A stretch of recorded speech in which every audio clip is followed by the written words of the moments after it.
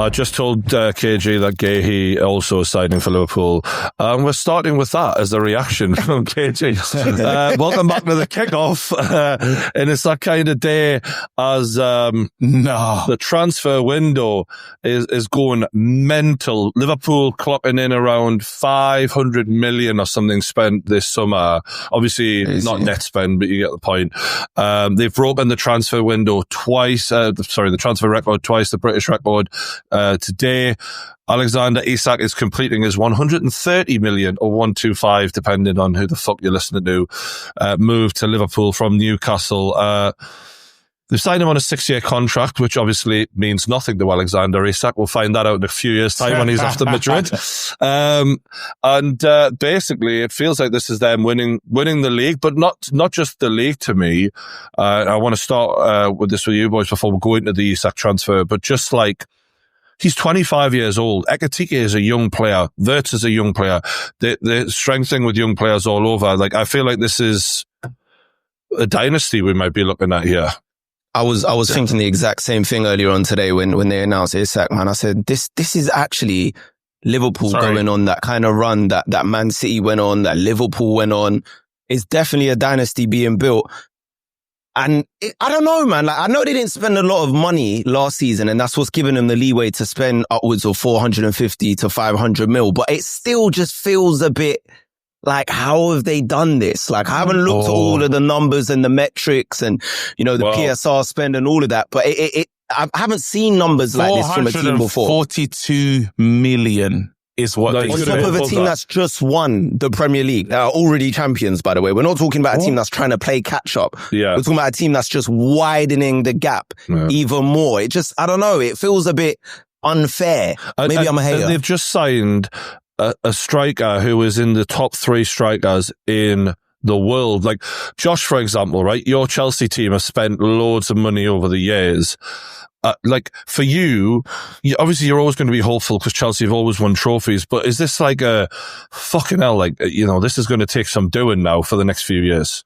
It's funny because we get a lot of shit about the way we treat Liverpool, but I do think this is a moment in which you do have to give them praise. Like, I'm as gutted as anyone that they've spent lots of money, but if you look at it, it's the A+ window. Like it's almost like it's a bit of a perfect window if you think about it. The level of acquisitions that they've been able to do, and like going back to the Chelsea point, like we've spent so much money, and yet the squad that we've assembled is nowhere near the way that Liverpool have. I can't remember the guy who what's the guy's name, the director of football at Liverpool, because he's brilliant, fucking smart man. Is it Edwards? Yeah. Wait, hold on. Let's be fair. Call him a smart man. Yeah, we're still spending crazy. Like, if you had Newcastle, not the smart ones who found the fucker. Like, you know what I mean? No, and when you talk about PSR before, I do have to acknowledge this. Like, our owners are 99 times richer than Liverpool's owners, and they're being strong on enforcing this. It was acknowledged today by one of the main journalists in the Northeast. Like, this was very much PSR motivated. This was a very difficult thing that we couldn't really get out of. Yes, there was other factors. But how have you done Warmead though? If it's PSR, how have you done like Wissa and the other moves? Because why are we signing these 2 strikers? We were signing them because the whole time we knew Isak is going to go. Like, I think that this was a decision made. I think they were trying to do this for a while, but one striker, another striker failed, another striker failed. And, I think this is a good time to say Isak is really overrated. We're delighted with the money. You're not even that mad about it as well. You don't keep going on about it. Yeah. It is funny because it's been a very emotional month or so, mate. I've been worried about you. Do you know what I mean? Like, you haven't been a happy man. It's been You've been very, very angry about this. It's not been good. Dark is a great word from KG. This is the thing, though. You have to. I've been feeling quite strongly about this. You do now in this era have to stop loving the players as much as we used to. I remember going to Stamford Bridge 20 years ago, falling in love with a player and thinking, I never want this guy to leave. It's a generational thing.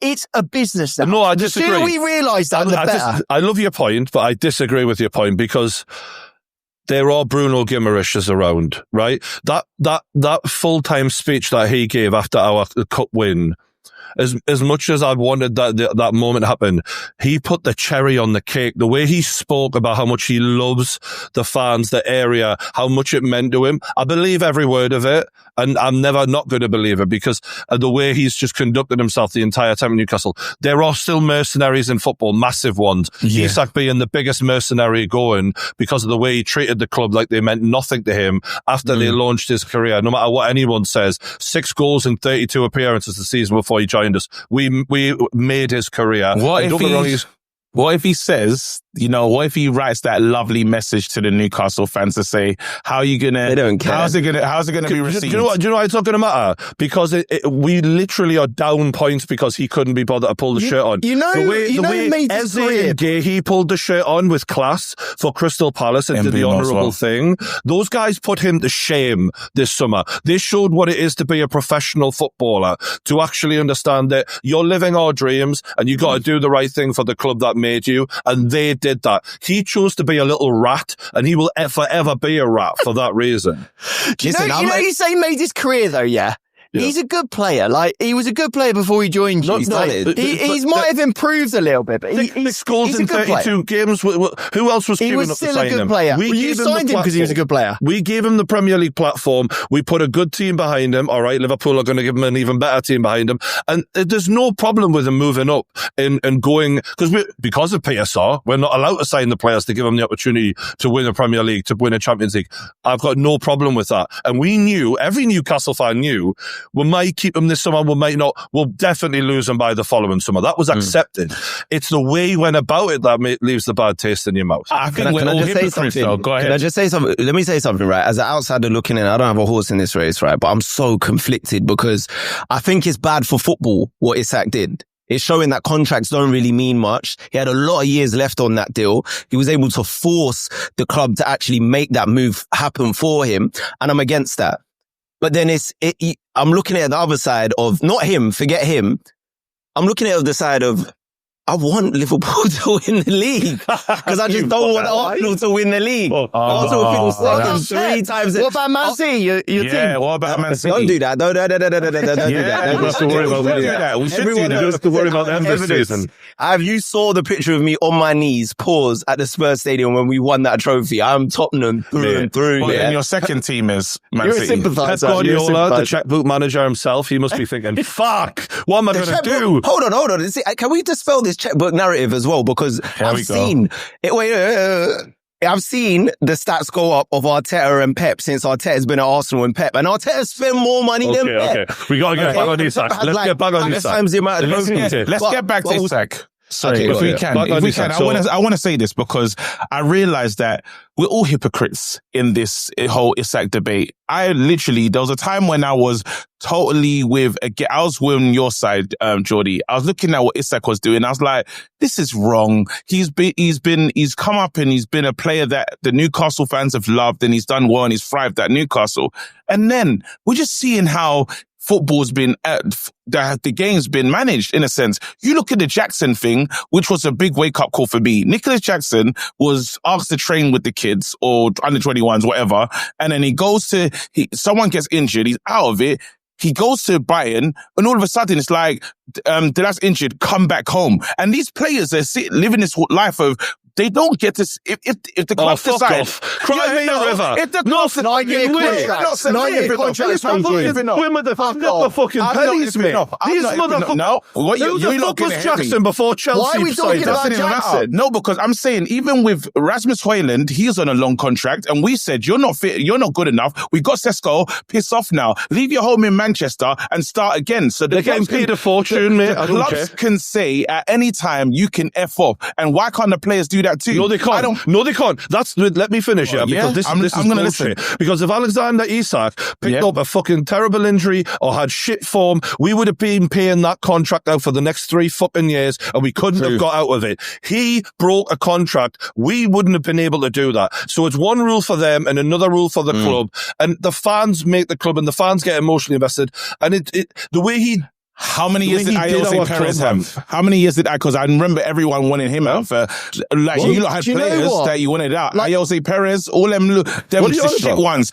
You had players that you've had at your club. What's the other kid that's finally gone to Leeds or something? The ones that you went out for time. Sean Longstaff. All of these legends. Rip up the contract is what you lot wanted to do. We haven't ripped up the contract. He got signed by Leeds for 15 million. They didn't actually rip up the contract. You know what? That is a great PSR deal as well. Pure profit. Okay. It's pure profit. So one thing that makes me feel a bit better about this deal, right? Because I am a bit pissed that we didn't get the 150 million. Yep.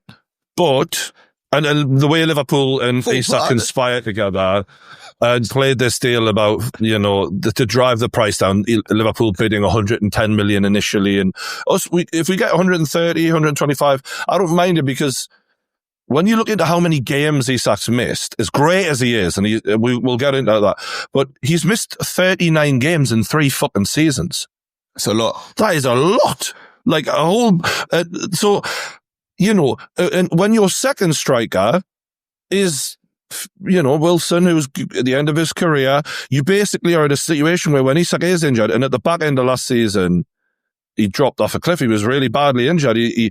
What did he get? 3 goals in the last 15 games, something like that from open play. Like there is a reason to let him go in a logic here, be from Newcastle, and that he is a bad smell around the club.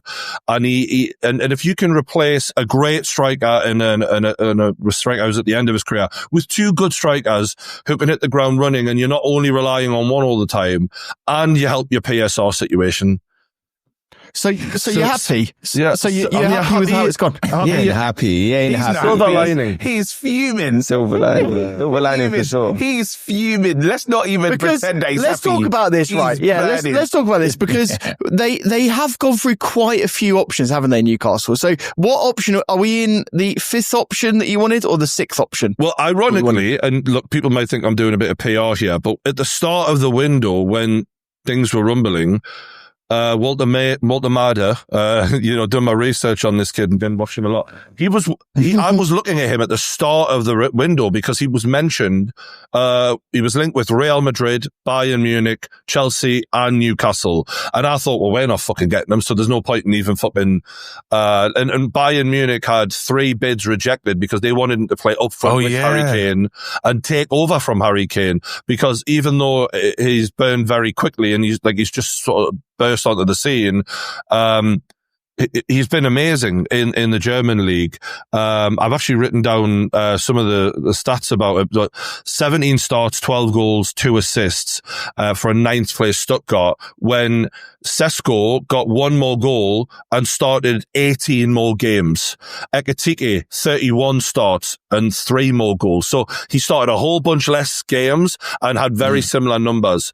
And he's a very different kind of player, 6'6", good touch, really good dribbler, and very fun to watch. Magic in his feet. Will that translate to the Premier League? We're taking a massive risk. We didn't really have a choice, but I think we were looking at him early on and we were basically blown away by Bayern Munich. I thought that ain't going to happen because he's a German lad.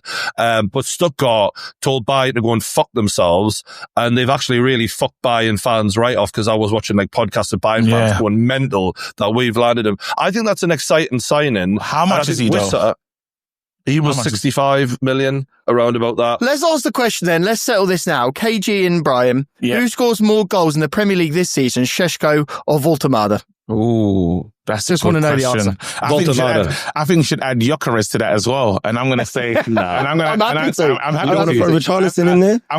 happy to. And I'm saying that, my striker scores more than both of them. He's not even starting games, bro. What the fuck are you talking about? He will. Listen, you're just salty.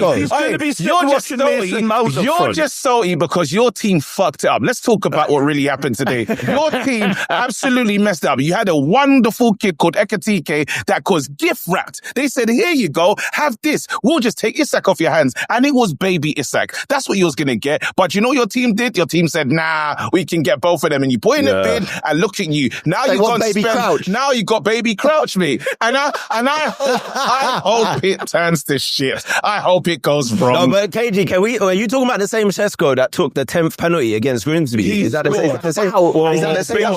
Talking about that was hiding in the bench with I think Onana's got a better strike than Šeško, to be fair. He should have been number 10. 10th penalty against Grimsby Town. That's the Šeško you're talking about. That's going to outscore everyone. Did he score? 75 million. Hold on and score. Have you seen that? Here we go. Now Šeško's a bad striker. When he was linked to Arsenal, when he was here to Newcastle, he was a revelation. All of a sudden, is he going to cut the mustard? He's not bad. He's just decent. Yeah. He's decent. The worry would be is he's your star striker. Yes. And the way things have started has been mental. Like, he must have been thinking, if I'd have been playing for Newcastle, I'd have 3 goals in the bag. I'd be fucking starting every game. So it is a weird one. I think it's crazy. I think Valdemar will definitely do better than Šeško in terms of this season returning on goals. In my opinion, I think he'll have a better season than him. I think he's already shown upstairs. He's ready now more than Šeško is. And if you look at the Euros, the under 21 Euros in 4 games, Valdemar got 6 goals and 3 assists, and he was on fire. And look, the under-21s, that's not Premier League. I think he's going to settle in. I think it's going to happen for him. And I think Vissa is like he's an insurance policy. We know you can do it in the Premier League. And actually, he has as many non-penalty goals last season as Alexander Isak. Can you believe that?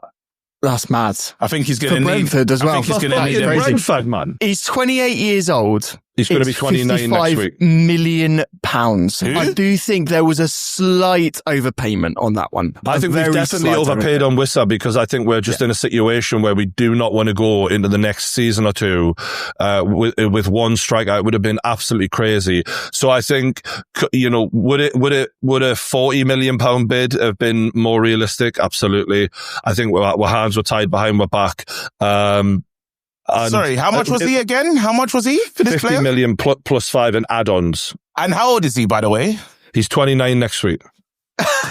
If we did that and I came to the kickoff, you lot would have murdered me. You would have sacrificed me. And now all of a sudden, in the circumstances, though, we went for Strand Larson, which would have been a good signing.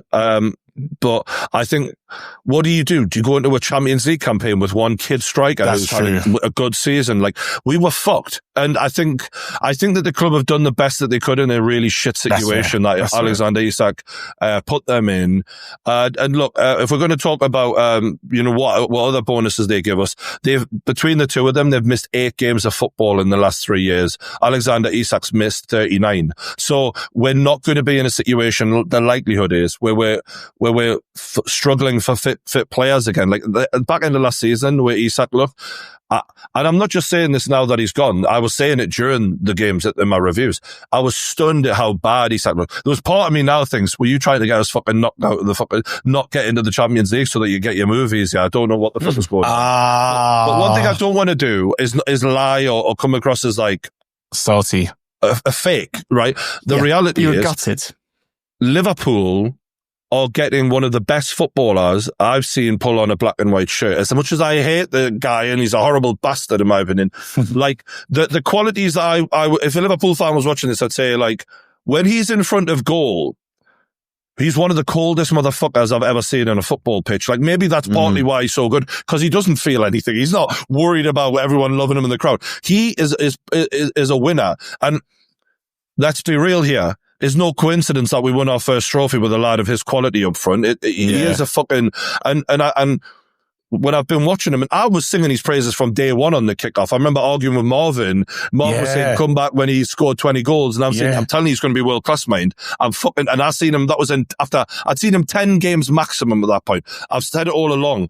And now we're really going to see how good he is, because if you've got Mo Salah and Ekitike and Wirtz and all these players around you, I'm devastated. Now the pressure's really on. And there's a bit of that as well now that's going to be different, because at Newcastle, you're a big fish in a smaller pond, where your hero worship just for, doing the basics at this point, right?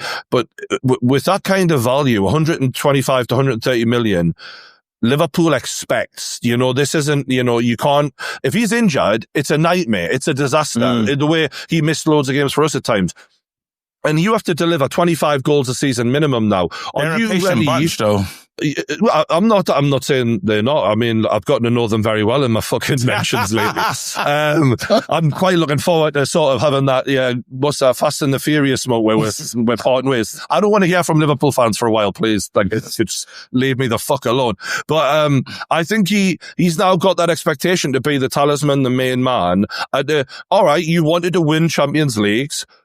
Go and do it then. And now, a word from our sponsors. What if I told you that your online information could be publicly accessible very easily right now? I'm sure you've heard about the Online Safety Act that's just been brought in the UK. This thing is making us verify our age on pretty much every website that's even worth going on, especially the fun ones. Now, the problem with this is we all know how easy it is for these third-party companies to get hacked. Next thing you know, your private information is in the hands of all the wrong people, and who knows what damage they could do. The good news is that Incogni is here to save the day, and they can help by removing all of your private and personal information from the internet. Just click the link in the description below and you can get 60% off your annual plan now. And I've mentioned before that these data brokers who are scouring the internet for your personal information, they're looking for your email, your full name, your address, and anything else they can get their hands on. And best case scenario, you get hassled with sales calls. Worst case scenario, they run a bunch of scams and try and get your money. We hear about it all the time where people have bank cards taken out in their names and all sorts. It's mental. But Incogni stop all that by reaching out to these data brokers and making sure that your information is deleted. And they can also look into any specific website you want where your personal information is and get it removed. It's really easy to use. All you got to do is open your account, tell them whose information it is that you want removed from online, grant them permission to work on your behalf, sit back and relax, and they will keep you updated along the way. And the best thing is, it's risk-free for 30 days, so you can try it, and if you don't want it after the first month, you can get a full refund. So take back control of your data now and get 60% off your annual plan when you click the link in the description below. Go to incogni.com/kickoff and make sure you're protected now. How do you think this is going to go for them with Isak, lads? I think he's going to be a success. I'm not going to lie. Like you said, he was doing it, and with all due respect to Newcastle's been fantastic under Eddie Howe. But obviously Liverpool, we're talking about the best team in the Premier League and one of the best teams, if not the best team in Europe, alongside PSG, in my opinion. They got talent, world-class talent all over the park. So I think as long as he's getting that service, and he's a player that doesn't really need a lot of service at times. I've seen him create goals from absolutely nothing for Newcastle. So I think, you know what they're like over at Liverpool. They're really going to get behind him. And I think Anfield is already a fortress. So honestly, I think that's the key there. If he can stay fit, we could be looking at some scary numbers. And I just want to say this as well, Brian, like, take it from someone who's kind of been where you've been with Harry Kane, man. Yeah. There is life after losing a world-class striker. I used to be, Harry Kane, no, please don't leave. And he went Bayern Munich. He tried to force through a move himself to Man City, and the owner blocked it. He didn't go all the way with Isak and turn the fan base against him. But, he tried a little thing where he went AWOL in Miami. It didn't work out, but then he eventually got his move a couple seasons later. And, fast forward 2 seasons after that, he wins a trophy and we won a trophy. And at least with you guys, he won you a trophy before he left. Do you know what I mean? We were waiting for ages for Harry Kane to maybe deliver us a trophy, like 10 years. I think basically. It's harder for you. And weirdly, the way Isak's made this a lot easier emotionally on the Newcastle fans is, we've played 3 games without you, motherfucker. We've been strikerless. Like, it's not like we're going from Isak to, Valdemada. Like, it's from no one to getting a striker. Just want to say, even in them 3 games, you still haven't won, just for the cameras and just for the record. No, I'm going to do this as much as I can because you lot were laughing at the Grimsby result, and I'm going to make sure I stick. Yeah, but you shouldn't throw stones if you're in a glass house. Mate, you've just beaten Burnley 3-2 in the last minute. There's stones in glass houses that you shouldn't be throwing. You need to be worried. Are we above Newcastle on the table? Yes, we are. Who are your next 2 fixtures, and are you going to win them? We got Man City and Chelsea, I think. Yeah. Probably not going to win either of those. So I think Newcastle will be all right. I think they'll be okay. Look, end of the day, when we talk about Liverpool, when we do talk about Liverpool, yeah. Why did it come for you? That was such a mistake. Because I just wanted to. I'm going to do it at all times. Now, on Liverpool, though, you see, it's like someone that's taking enhancement drugs. Because they're already good. They're in great shape already, yeah? They don't need to do this. I'm looking at these guys haven't lost a game. They kept a clean sheet against Arsenal. And you're just looking at them thinking, you're not even hit your peak. They haven't even got going yet. Wirtz is still yet to go. Frimpong's yet to go. Kerkez needs to level up. Now you're adding Gay, and I'm worried that they could win serious silverware. Like the treble, they've always kind of been close. They talk about the quadruple and other stuff. This is a realistic thing. I'm going to be out hoping on other teams to really stop them. And Isak is such a difference maker. The ball drops to him. I've been jealous of Newcastle. You see the ball drop into Isak and he can finish. They would be higher up the table than Man United and a lot of teams. They'll be in the top 4 right now had Isak been playing for them right now, because nothing's changed at Newcastle. They still look pretty good in terms of their organization. So now I'm just terrified of seeing Isak play for such a strong team and made them stronger. But let's be clear though. They had to do this as well, because we're forgetting about the departures. You know what I'm saying? Nunez is gone. Luis Diaz has gone to Bayern Munich. It was so tragic and unfortunate what happened with Jota. So they've lost, you know, there's a few forward players that have gone out. So they had to kind of replace these players as well. It's just the quality they've brought in now, man. Like, and the thing is, in that Arsenal game, I was watching it, and Arsenal, we know they're like one of the best defensive teams in Europe, and it pains me to say that, but they are. Yeah. Even when Saliba went off, Liverpool looked like they were struggling to come up with something. The creativity wasn't really there. They wasn't really where the horses. Not started the season on fire, lads. And I did say that last season, that it was an almost impossible at his age thing to continue. Do you think that's what it is? Or do you think the engines could start, you know, he could get going? Because he's still in great going to have a decent season, but the level is, there's no way I see him having a season like last season. I think a lot of things happened to be perfect for him. And this is why him passing the baton over to Isak and being like, you are the guy now, is a perfect moment where he can help him, you know, grow into that player, score the goals. Because the thing that Salah does, even when Salah isn't scoring and assisting, the way he directs players for that third goal against Newcastle, I watched the replay, and the way he was pointing, you do that, you know, he's fucking outrageous. And I think with Isak next to him, you know, we've seen, like, when we go back to Cristiano Ronaldo, Wayne Rooney, Tevez front three, or Bergkamp and Henry, or, you know, Mo Salah and Thierry Henry, and Mo Salah and Alexander Isak in the same team. It's a fucking crazy. And then Ekitike, we've seen already, is capable of, I mean, it's just fucking mind-blowing, really. And I'm very jealous. We're talking about the superstars. Look at the supporting cast, and it's almost disrespectful to call them that. Like Sloboshai, do you see that goal he scored? Like, that was outrageous, that goal. Gravenberch, like, these players are like top players. McAllister, I don't know how Liverpool. Do you not think that's why they're going to win the league? Scary. I don't know how. For me, though, it's the Liverpool have more of those big moment match winning type players than Arsenal do. Yeah.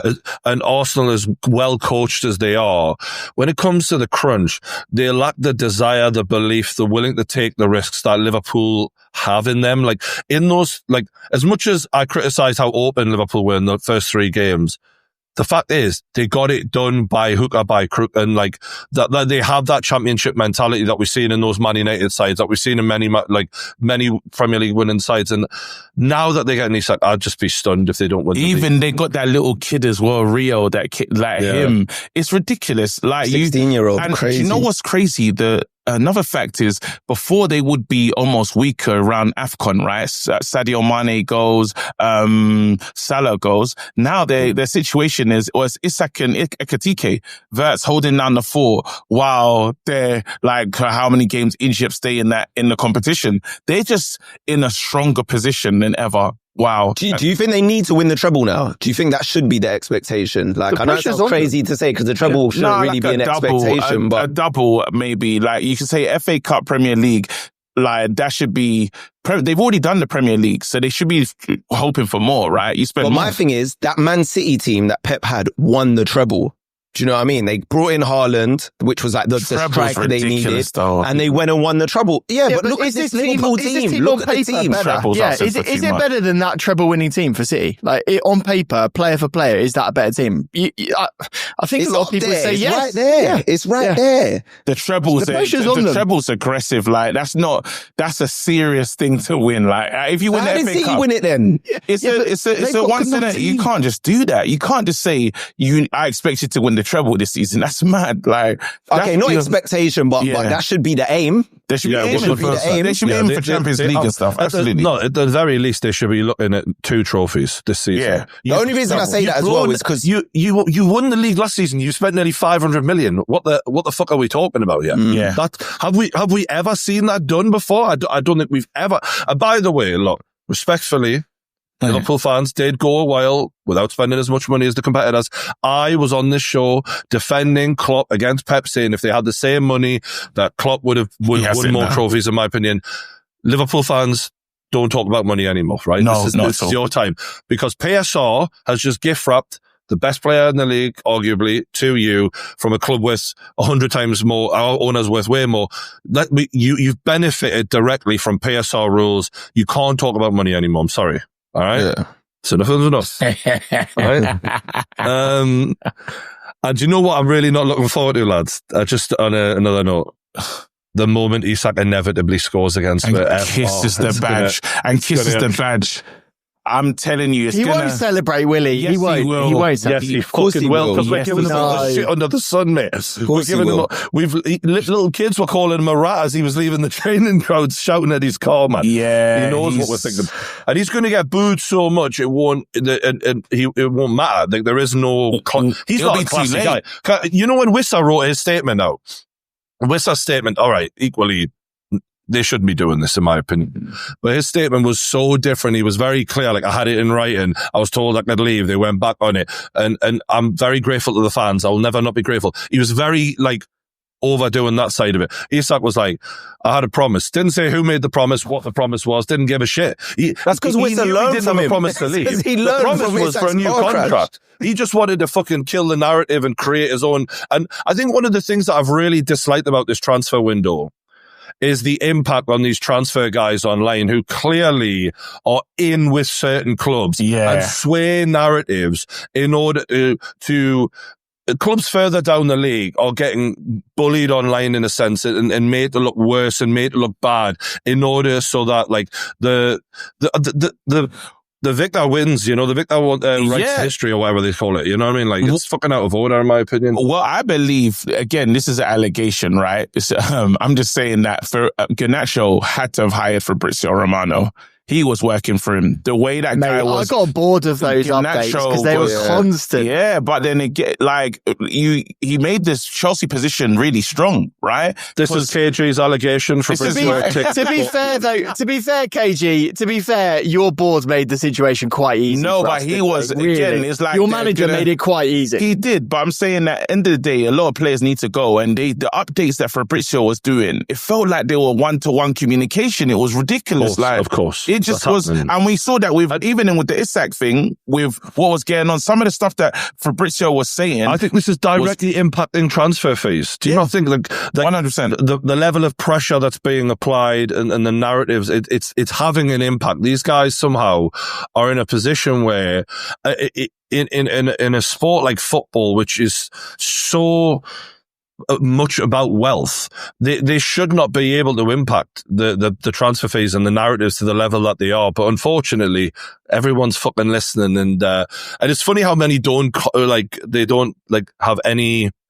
They don't credit each other. Like they just copy and paste. Like it's just like trash level journalism as well to a degree. And I think like I don't like any of these little weasels. I don't like these weasels. I think it's where we are. Like the game is the game, and they're a big part of it. And if you're trying to get a move, you need to talk to him. Simple as that. So the agents get on the phone to them. They're just, end of the day, they're getting the source, they're getting information, and it's working. It's a relationship they all gain from. So I don't mind it though. Here we go though.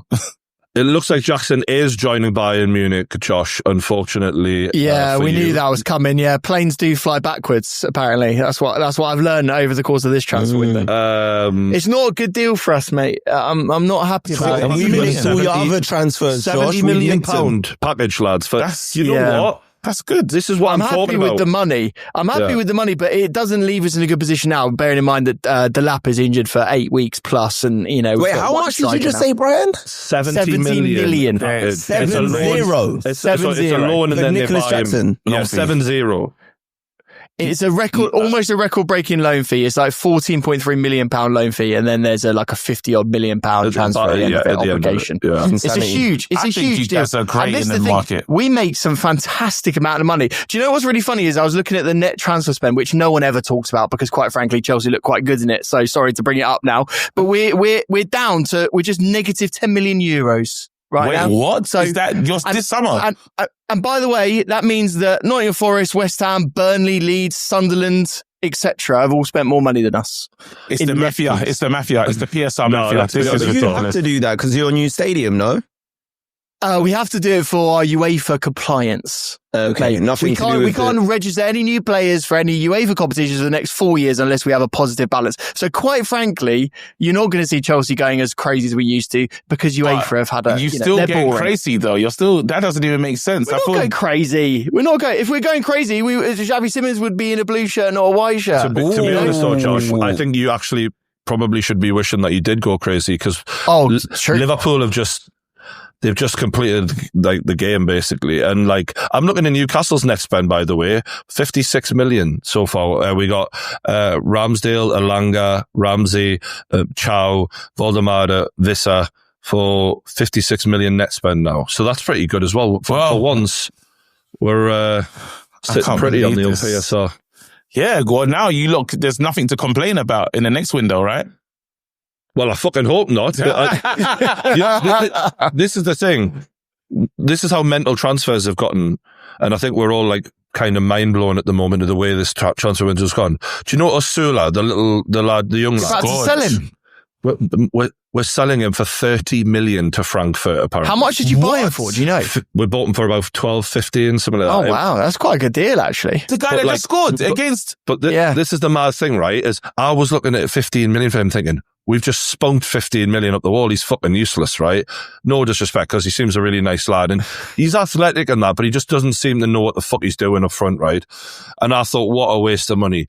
If we're moving him on, the main thing I would wish we could do in the last final hours is buy a creative midfielder, like, because when we're a hard-working team, we got strikers now. But you know when, like, you're sitting there with a low block, we ain't got a fucking clue. Like, if there was a Juan Mata kicking around right now, my God, would we be crying out for a bloke like him? Because I don't know how Eddie's missed this. I've been saying it for over a year. You're not going to drop one of Tonali, Guimaraes. You're not going to drop one of them. But it's about different, and what we want to get to a point of, which is what top teams have, is different options against different teams, different tools for different jobs. So like, when we're playing against a Manchester United, I say that. When we're playing against an Arsenal or a Liverpool. He did that on purpose. He did that on purpose. So you're being very negative of Ramsey, though. He's a good player. You're being very harsh on him. See, Ramsey, I'm not sure on yet because he immediately picked up a knock and he had a shit injury record beforehand, so I'm panicking about him. I'm really worried. But the point is you have your fighting midfield that we've got that everyone hates playing against. But you needed someone who'll unlock a door against the Leeds United. There was no one to fucking... They were out of ideas, man. And Harvey Barnes, if I never see him again too soon, mate. If Cunha didn't get injured, I believe that the whole Kobe Mainoo thing would have just slotted in perfectly into a Newcastle, because I was worried. I really thought, oh my goodness, we're going to lose this kid. But obviously Cunha's picked up a hamstring injury. We're not letting anyone get out. We'll get Kobe next summer, mate. Don't worry about it. Because in my opinion, Kobe, while we're on it, Kobe's really made his mind up about Man United. And I think that there's something in Manchester United right now where young players like Garnacho, Mainoo, and I think Rashford wanting to be out the club is better. Like there's a feeling among, I bet you they're talking behind the scenes going, we've got to get the fuck out of here. This is no place for a young lad's career. And I really believe that because with Mainoo, there was a lot of chat of, he's just posturing, he wants a new contract. And then he says, no, I want a fucking loan away. It was England though. Don't you think it's the World Cup that scared him? It's England. Yeah. It's the fact that in a Man United game, he's basically fourth choice behind Casemiro. Even Mason Mount was dropped into a double pivot with Bruno ahead of him. Yeah. Like, this was a lad who was playing first team for England. Yeah. What this lad must be thinking. And next summer, he's 1 year left on his deal, he's gone. And they won't be able, and you won't get a good fee for him. You won't get the fee that, We'll trigger the extension. There's no chance. The extension gives you one more year, but that's it, isn't it? He's not, because he's got 3 years on his. He's got 3 years on it left on his deal right now, so he'll have 2 years. We'll trigger the extension. It'll end. No, when I googled it, it's done in 2027, mate. That's it. As far as I think Casemiro is the one. I think that's the one that's really sent him over the edge. You can't be seeing Casemiro starting ahead of you. Like, Casemiro is on his last legs now. He's going, and it's like you're having to watch that. Huh? He's going. He'll be finished. His contract will be done at the end of the season. So why not play Mainu ahead of him? That's what I don't understand. My manager's mental. My manager bought Sesko and he hasn't started him yet. So he's like... just while we're on the subject, I know you don't probably want to spend a lot of time on it, but Jadon Sancho to Aston Villa? Yeah. They finally getting that situation. Is that a loan? What's the loan. Again, another loan. Yeah, so I saw a Man United account saying we finally got rid of Sancho. I saw that earlier on, and we finally got rid of Sancho. You haven't got rid of him. They haven't. Unless they got Villa to pay the wages. You haven't. Have they got Villa paying the wages? Just to come back on the main thing, there is an extension. So next year, they could trigger the extension and have 2 years left. I'll be surprised if he stays at Man United, though. Why would he stay? They still need to sell him. You need to sell him anyway. Bruno you will want be Belabor. gone. Bruno will if you be want gone. all of these players, you're going to sell him. I guarantee it. Going to be gone. It's going to be fine, everybody. All right, lads. I think we'll wrap it there. It's been a good chat. We knew this day was coming at some point. It's better to get it over with, unfortunately. But now onwards and upwards with players who aren't going to be injured as much, hopefully.